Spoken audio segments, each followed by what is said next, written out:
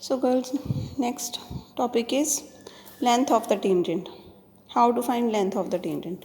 So अगर आप p x1, y1 से tangents draw कर सकते हो, two tangents, so now you have to find their length. So it's very easy. As under root s1 is the answer. If you have to find length of pt, that will be under root s1. So s1 आपको पता है क्या होता है? आप x1 y1 point को circle की equation में पुट कर दोगे, x1 square plus y1 square plus 2g x1 plus 2fy y1 plus c. So इसका under root gives you the length of the tangent. And secondly you have to remember this terminology that this s1 is also known as power of the point with respect to the circle.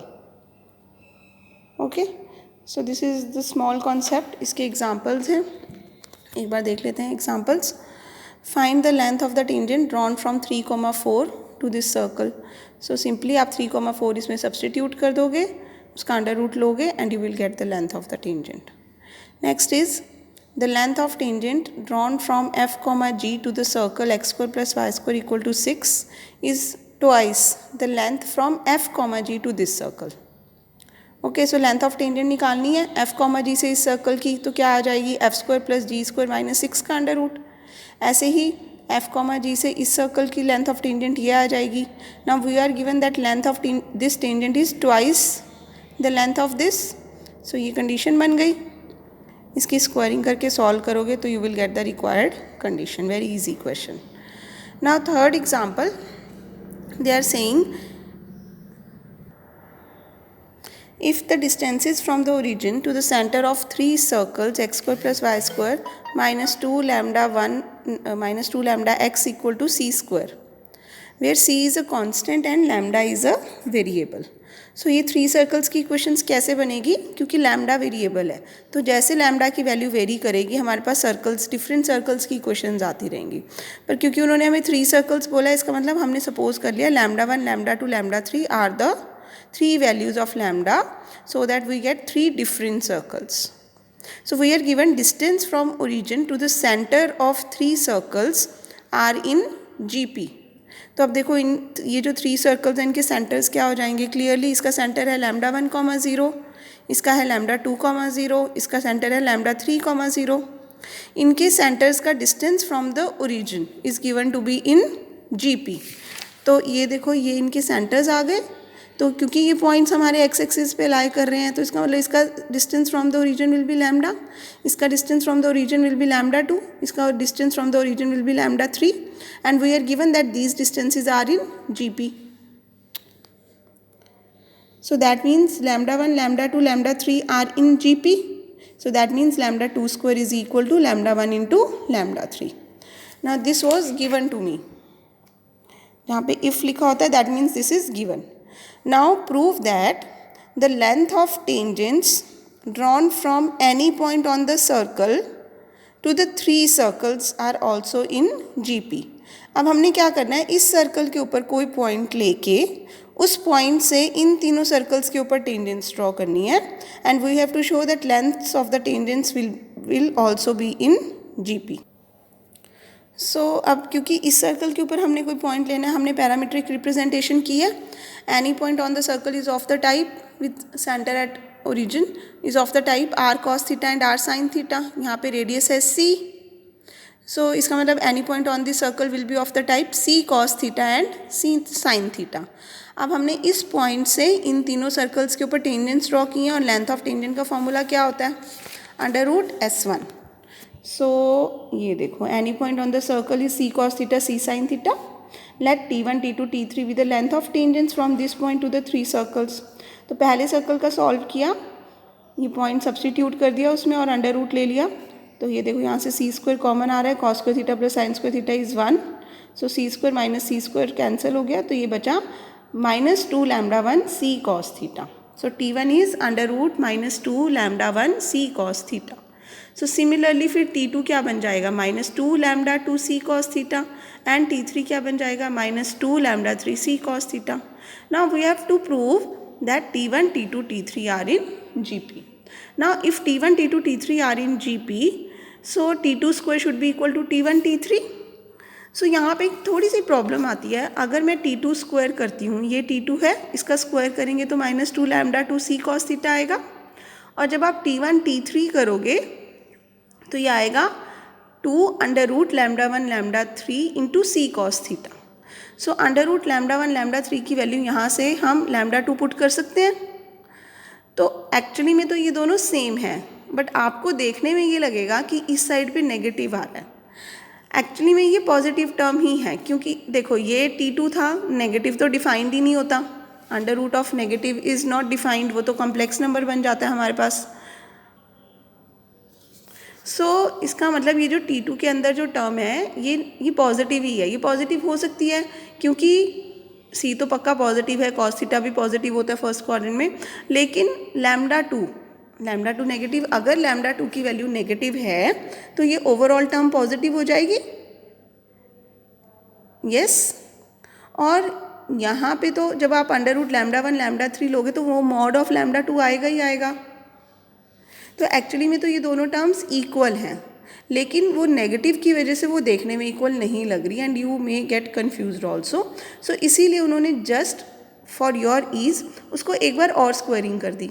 देखो T1 T2 T3 will be in GP if T2 square equal to T1 T3।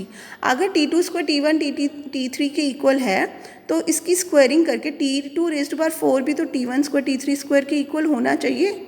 और अब इन्होंने T1 T2 T3 की values यहाँ पे put की हैं। So put करके they are getting that is if lambda 2 square is lambda 1 lambda 3 which is true because it was already given to us in the question.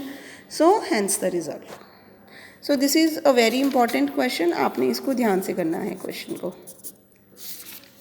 Next exercise है 3J। So this exercise you will try, very easy exercise, and these are the answers. So next concept is radical axis. So radical axis is a very important concept.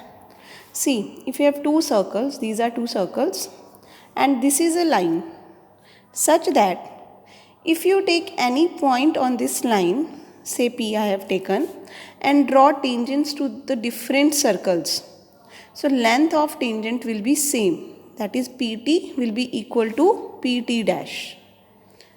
सो यहाँ से एक बार हम दोबारा definition पढ़ते हैं। The radical axis of two circles is the locus of point which move so that its powers with respect to the two circles are equal. So powers का मतलब क्या होता था? S1, अभी मैंने आपको बताया पीछे, power of a point with respect to the circle S1 से डिनोट करते हैं, और हमारी लेंथ ऑफ टेंजेंट जो होती है वो भी अंडर रूट S1 से ही डिनोट होती है। सो अगर अंडर रूट S1 इक्वल है तो S1 भी इक्वल होगा। So radical axis is locus of the points which moves so that power of point with respect to the two circles is same. That means length of the tangents is same. So PT equal to P dash. So this is the radical axis. Now if S is equal to 0 is equation of this circle and S dash equal to 0 is equation of this circle, then equation of radical axis is given by simply S minus S dash is equal to 0. सो अब आप ये book में देखोगे ये कि अगर आपके non intersecting circles हैं तो एक्चुअली में ये रेडिकल एक्सिस की डेफिनेशन बनती है। अगर आपके इंटरसेक्टिंग सर्कल्स हैं, इंटरसेक्टिंग सर्कल्स ये होते हैं टचिंग सर्कल्स, ये सिर्फ टच कर रहे हैं, ये इंटरसेक्ट कर रहे हैं, और these are non intersecting circles. So radical axis basically तो जो कॉन्सेप्ट है वो नॉन इंटरसेक्टिंग सर्कल्स के लिए ही है। बट जब आपके पास दो सर्कल्स टच करते हैं एक पॉइंट पे तो ये कॉमन टेंजेंट बनती है, और इस कॉमन टेंजेंट की इक्वेशन भी S minus S dash equal to 0 होती है। अगर इस तरह से टच कर रहे हैं सर्कल्स तो भी ये कॉमन टेंजेंट की equation is S minus S dash equal to 0। And अगर ऐसे इंटरसेक्टिंग सर्कल्स हैं then equation of this common कोड is also S minus S dash equal to 0। तो इसीलिए आपकी बुक में इररिस्पेक्टिव ऑफ कि सर्कल्स टचिंग है या इंटरसेक्टिंग है या नॉन इंटरसेक्टिंग है, ये कॉमन कोड और कॉमन टेंजेंट के लिए भी रेडिकल एक्सिस ही वर्ड यूज़ कर रहे हैं। So you have to be very clear about this concept कि एक्चुअली में ये कॉमन टेंजेंट है, ये भी कॉमन टेंजेंट है, ये कॉमन कोड है और ये रेडिकल एक्सिस है, बट ये इन सबको रेडिकल एक्सिस बोलेंगे आपकी बुक में क्वेश्चंस करते हुए। एंड इन सब की इक्वेशन कैसे आती है? Simply by subtracting the equations of the two circles S minus S dash is equal to 0। Secondly जो इस पार्ट में आप क्वेश्चंस देखोगे वो ऐसे होते हैं, find the equation of the common code, sorry find the length of the common code. So length find करनी है, इसका मतलब आपको पी क्यू फाइंड करना है। तो ये जो मैंने आज आपको एग्जांपल कराया था, तो वैसे ही है, पी क्यू की लेंथ फाइंड करने के लिए आप क्या करोगे, पी हमें पता है सेंटर से कोई भी पॉइंट हमेशा बाइसेक्ट करता है। So P Q can be written as 2 times P M. Now P M के लिए ये राइट एंगल ट्राइंगल है, क्योंकि सेंटर से जो भी लाइन आती है वो हमेशा आपके रेडियस को परपेंडिकुलर बाइसेक्ट करती है। सो इसका मतलब ये वाला जो एंगल है ये 90 डिग्री है। सो पी एम निकालना है, तो P M will be equal to O P square minus O M square. O P क्या है, इस सर्कल का रेडियस, और ओ एम क्या है, perpendicular distance of this line from the centre of this circle.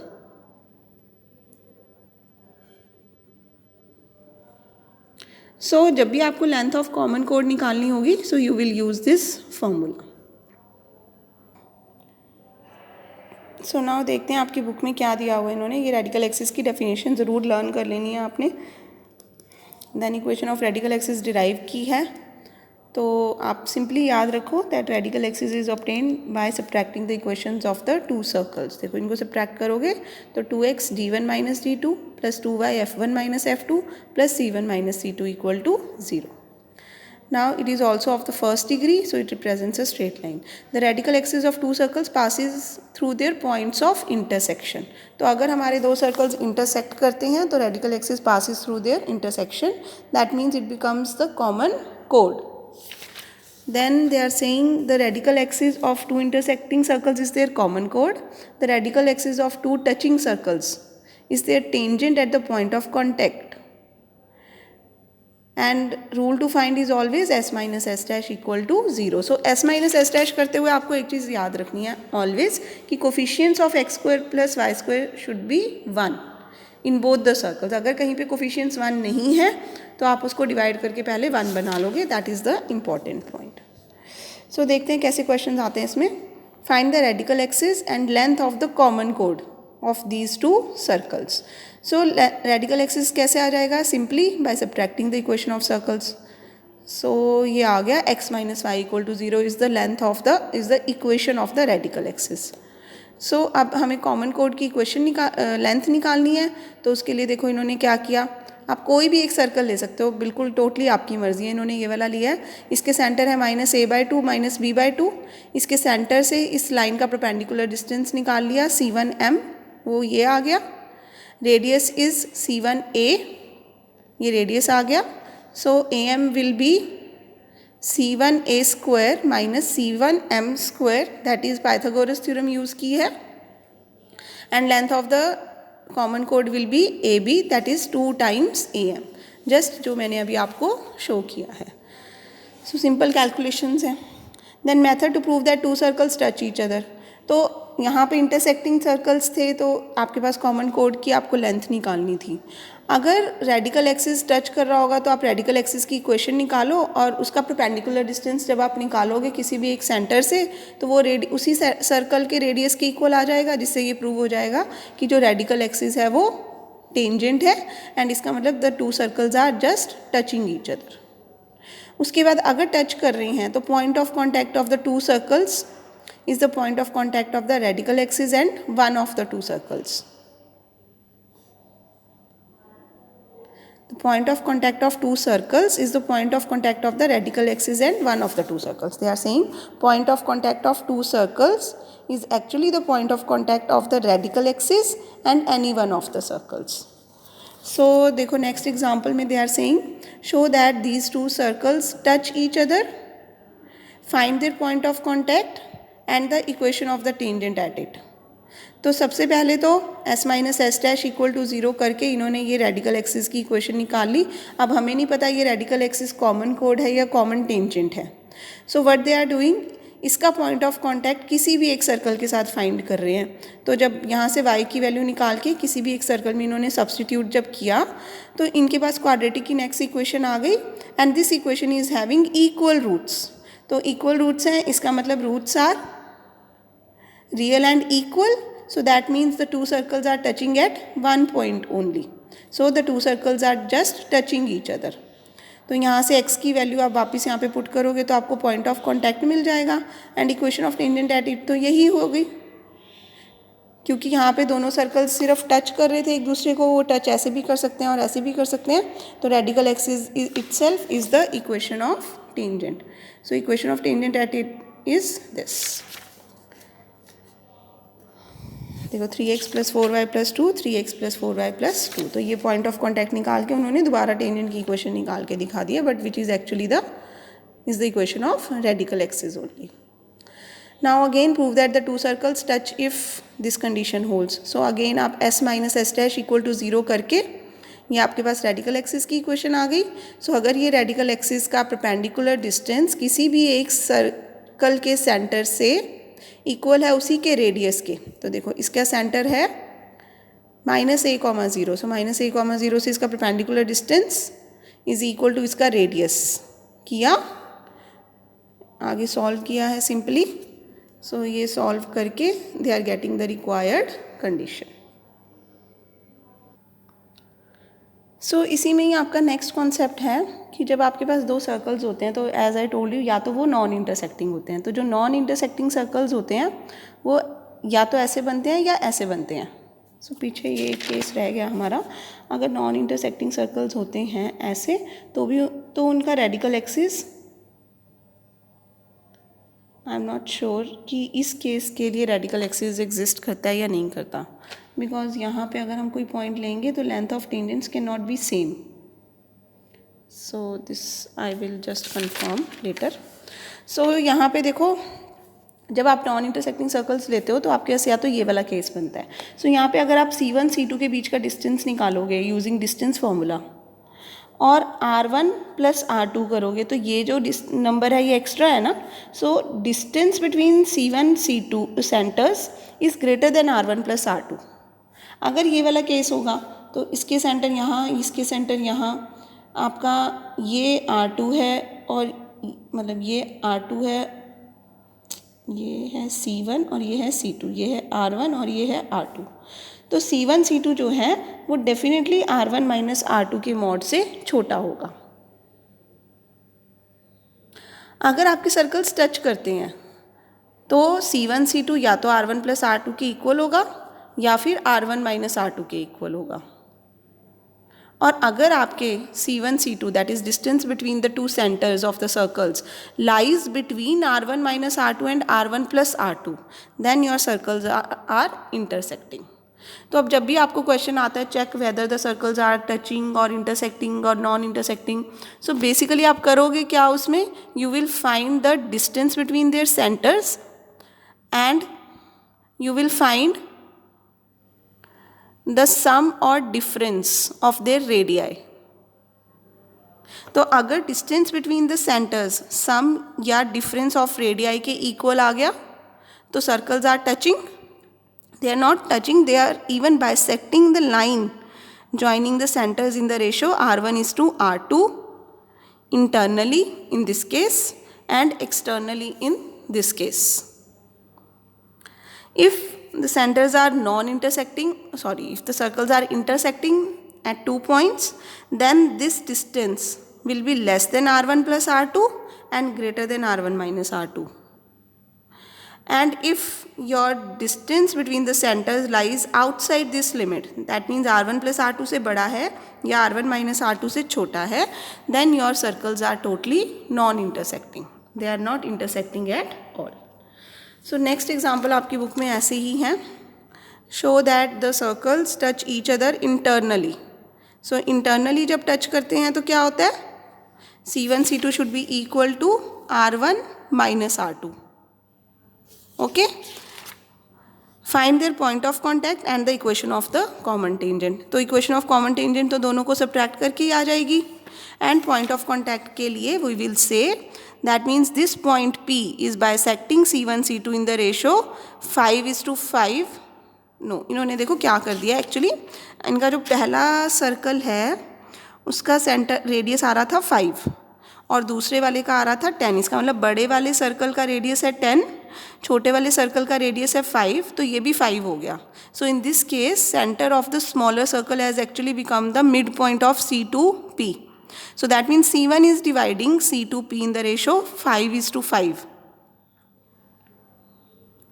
तो आप ये कॉन्सेप्ट यूज़ कर सकते हो, नहीं तो P is dividing C1 C2 externally in the ratio 10:5 externally. ये ना कैमरा बार बार बंद हो जाता है, I am sorry for this. पता नहीं कहाँ कैमरा बंद हुआ है, मुझे पता नहीं लगा. आई एम जस्ट रिपीटिंग, थोड़ा पीछे से स्टार्ट करती हूँ. So that means P is dividing C1 C2 in the ratio 10:5 externally. So externally के लिए जब हम करते हैं तो हमारे पास बीच में माइनस आता है. सी अगर हमारे पास,